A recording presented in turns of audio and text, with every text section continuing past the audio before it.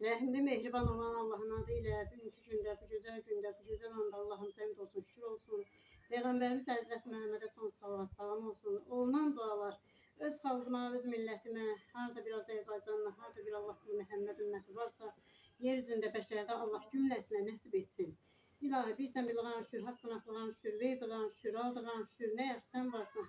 Sənə ulaşdıq, imdad istədik, səndən can sağlığı, uzun ömür ve mühlet istedik. Çünkü karşımızda ölüm var. Bir var ölüm, bir var zulüm. Allah ölümle zulüm arasında cümlemizi koymasın.